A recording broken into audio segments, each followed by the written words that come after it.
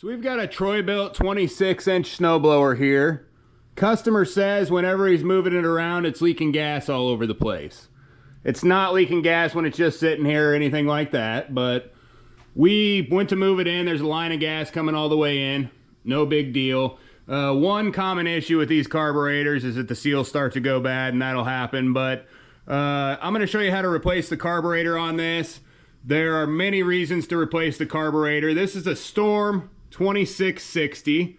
It's got the Powermore engine on it. It's a newer style design with the choke up top. They put these on a lot of different things, so there's a lot of different symptoms to them. You know, if you're having bad running issues or if there's fuel in the crankcase for any reason, you always want to check that before you go to try to start anything. But if that's the case, we usually replace them instead of repair them. And there's many reasons to do that. Again, you know, if you're not mechanically inclined, it's kind of silly to, you know, try to rebuild it unless you're in a situation where that's needed. You know, you're in the field and there's a foot of snow on the ground, then it's a different story. Watch the video on the carb rebuild that we've done. But people ask me all the time, how do you just replace them? So I'm going to show you how to do that fairly quickly here. I'm not going to go over much else except for how to do that. You don't need a whole lot in order to get this done. You really just need 10mm socket of some sort. We use it just on an impact. You're going to need some sort of needle nose pliers or pliers. We use a flat screwdriver just to set the float on the new one. And then we also use a little micro drill bit. We like the main jet a little bit bigger. They restrict them for EPA standards real bad. That just makes it run a little bit better. But you don't have to do that if you're not sure what you're doing or what size you should use. You shouldn't do it at all. So there's not much holding the carburetor on at this point on these. So you've got to move the throttle right to the middle position. There is a spot here that it can come out when this whole assembly just pops out.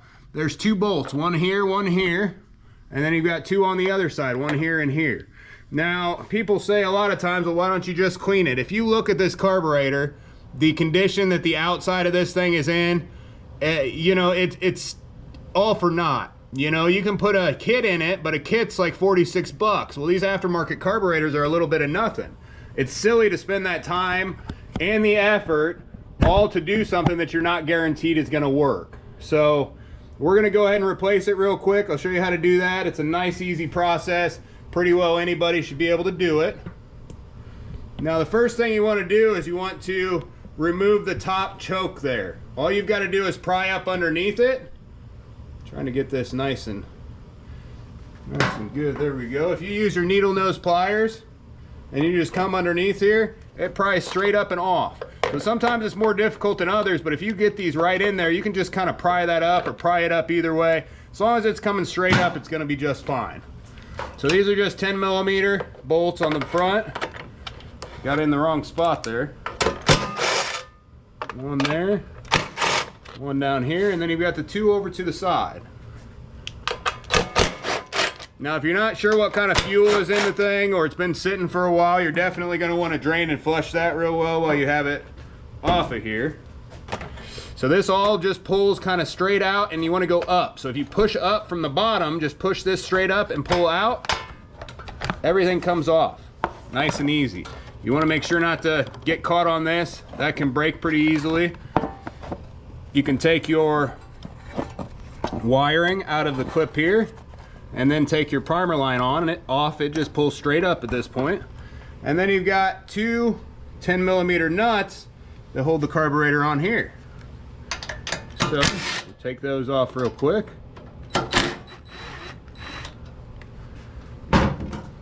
Now at this point, if you pull the whole carburetor towards you slightly, there is a valve cover or crankcase vent here. You want to pull that off. So the easiest way is either grab it with a pair of needle nose and pull off like that, or just hit it at the side here and just kind of push. It'll pop right off. Now if you pull the carburetor towards you a little bit, so the carburetor pulls towards you, and then this just pulls straight up and off. Now there are two little spacers. You want to make sure you don't lose those. Those are very important, very particular. A lot of times when you take them off, they will come off. So we're going to put those back in and set it to the side. Just make sure they don't fall somewhere. Oh, look at that. Someone tried to clean the carb apparently at some point.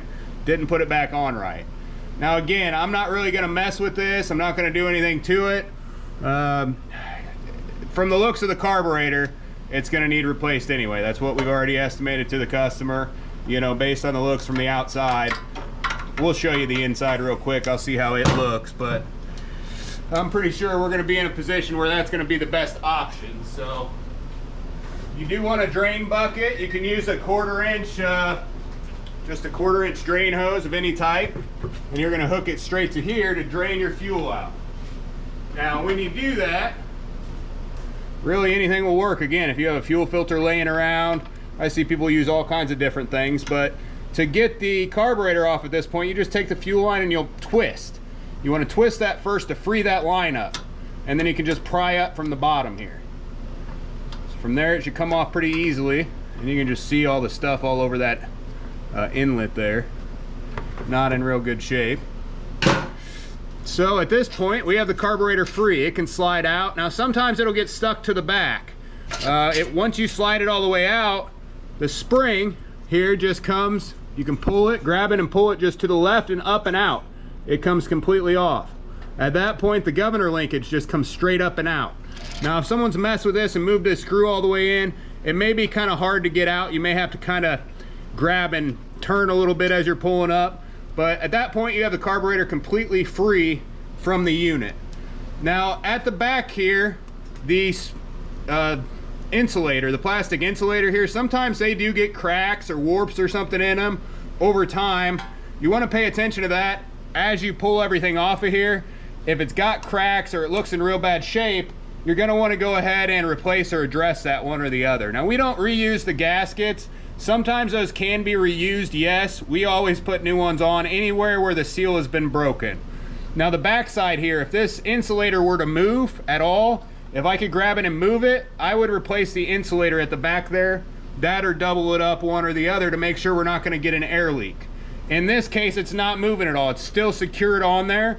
And we know that it was running good at some point, you know, when that was all put back together. So we're not gonna bother with that whatsoever. We're gonna leave it just the way that it is, because it's nice and sealed. So we're gonna come down here and I'm gonna show you how exactly to get the new carburetor and everything done. So your choke assembly, to get it off, you can just put a screwdriver in on that side, pry it up a little bit. I like to hold it up just a slight tad, and then you do the other side. Now your choke shaft is out. You can reuse your front gasket if you want. Honestly, this gasket does basically nothing. There's no air filter or anything on it anyway. It does seal to your air box, which just goes up about 1.5 inches or 2, and then pulls, you know, straight from the air anyway. So on a lawnmower or something, the intake gasket here on the front of the carb is very important, but on something like this, honestly doesn't matter on the front. On the back, that gasket needs to be in good shape. If this is not in good shape or it's ripped or torn, you have to replace that. If you don't, it will not run right. There's no question about that. I'm gonna go ahead and open this real quick and see what it looks like on the inside. Yeah, so it actually doesn't look horrible on the inside. Nope.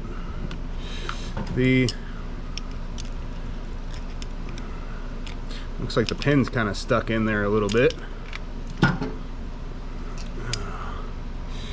Yeah, so there's definitely some gum along the needle and stuff, but it's coming off pretty easily actually. But the tip of this needle feels real tacky. So if it's separated from the metal at all, or it's not 100% in a V, or it feels real tacky, you're gonna wanna replace that anyway. Once they get tacky like that, eventually they won't seat right. So again, this thing looks pretty good, but we're still gonna replace it. Huayi, they make almost everybody's carbs out there, all your OEMs. We're gonna make sure this fuel's drained out real good. We're just gonna tip the unit back a little bit, finish draining it. I like to just kind of shake it side to side a little bit. Kind of seems to help sometimes. And we are gonna blow that tank completely out, make sure all that fuel's out of there and that that's dry before we put any more fuel in it, just because I don't know where that fuel came from. Could be good fuel, could be bad fuel. I have no idea. I'm not the one who put it in there. So the new carburetor, this is a 951-15236. So Same deal, they're available readily. Doesn't really matter where you get them from, the quality is going to be the same, and whether it's OEM or aftermarket, you're going to want to open it up. No, I'm not seeing, oop. If there were any metal shavings in it, I'm pretty sure I knocked them out there, but either way you want to open it, because I've seen metal shavings in pretty much every carburetor out there. Actually, there might be a tiny one there at the bottom. I'm not sure if that was that or a piece of grass from when I just dropped it, but blow it out real good. Now we always like to run our correct size micro drill bit down through here. Just barely widen that jet out to where it should be for the correct fuel. Again, these are really EPA restricted. They will work as they come, but once you get any kind of debris or any kind of bad fuel in them, they'll surge. We make sure that doesn't happen. So, and then the float, we want to make sure the floats on these seem to seal real far down. So this one's not even opening quite far enough. This tab stops it from opening. We're going to bend it back just a hair. Now that's just going to allow it to open more. So now it can open to about where it needs to be. And then you want it to start closing just before it hits 100% horizontal. So we're going to bend this tab down just a hair. So now once it gets to there, which is just before it hits level, it's going to start sealing. So it's actually sealed at level. Many times they're not adjusted right. That or they don't allow them to come down far enough. If you're not coming down far enough, you're also not going to allow enough unit or fuel in the unit. You know, it's not going to open far enough to allow that fuel in. So that's good there. We're going to go ahead and put it back together. And again, that's just 110 millimeter on the bottom. We can put this choke rod in. It just pushes straight in. Nice and easy. Now, on that intake gasket on the back, we use a Honda 16221-ZH8-801. They just seem pretty good quality. They're nice and cheap. Honda parts are usually pretty cheap. It's all the same stuff, you know. These are basically Honda clone blocks that they've made, you know, a million different things out of over the years. So go ahead and get that fuel drain. Now if you hit up through the top with your air, you can just go ahead and blow it out real good. You want to look down through there, make sure it's in good shape. We like to use a little bit of carb cleaner a lot of times. That just kind of dries up the moisture, but it can get pretty nauseous when you're using it. You know, it basically, once you start putting some air with it, it basically vaporizes, and if you're not in a well-ventilated area, you can feel it after a little while, trust me.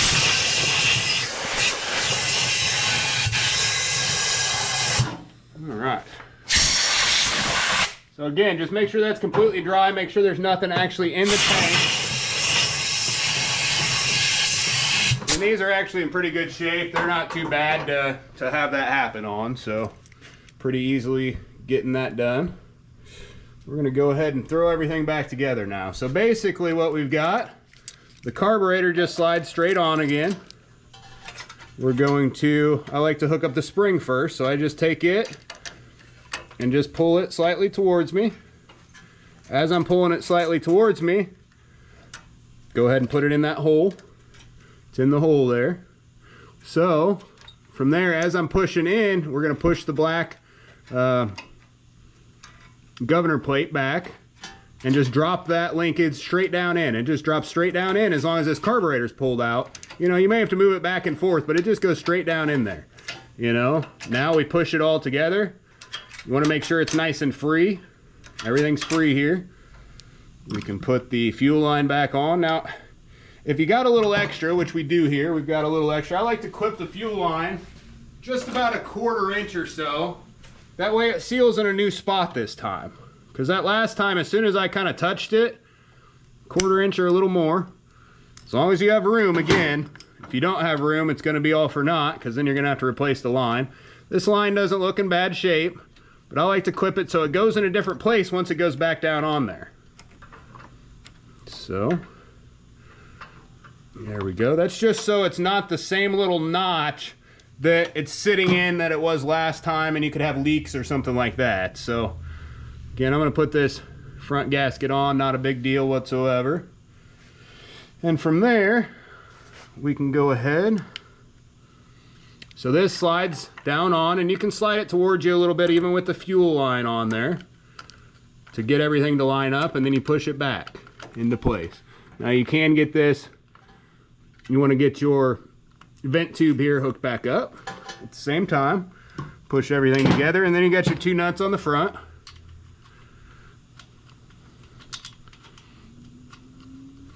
All right.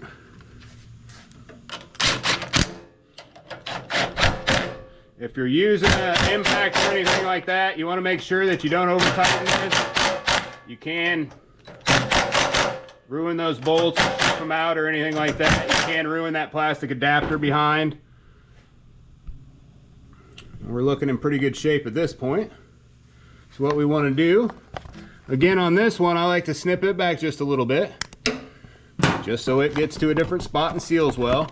And we'll go ahead and put the electric line up top.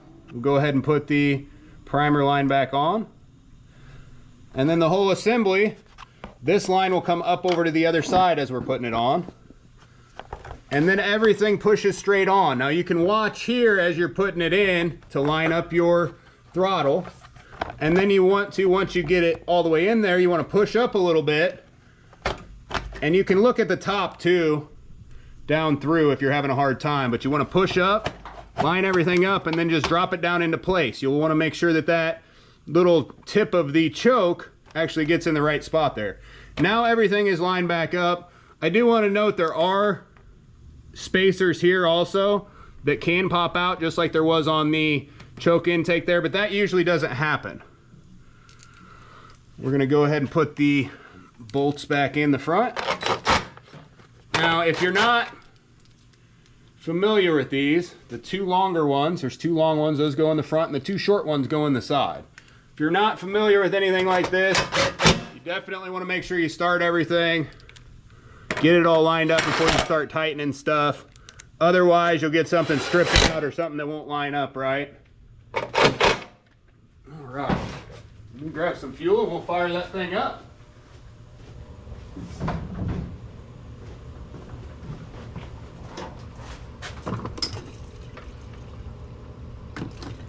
Now we use ethanol-free fuel. We do treat it with Phaser 3000 to make sure that it doesn't gather any moisture or anything like that while it's sitting.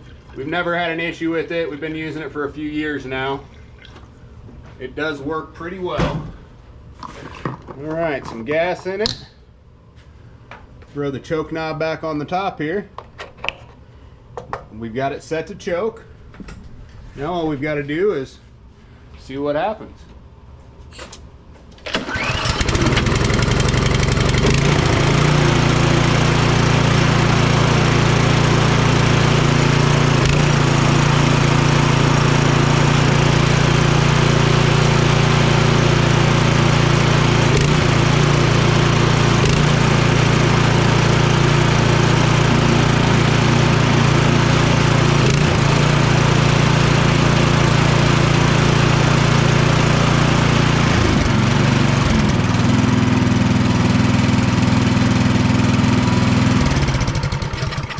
Runs just great. They should start first pull. If they don't, there's usually something wrong with that, or they're already flooded out. The spark plugs, if it's got one of the torch spark plugs in it, go ahead and replace that spark plug. The only good place for a torch spark plug is in the trash, and that is what comes standard on these when they come from the factory.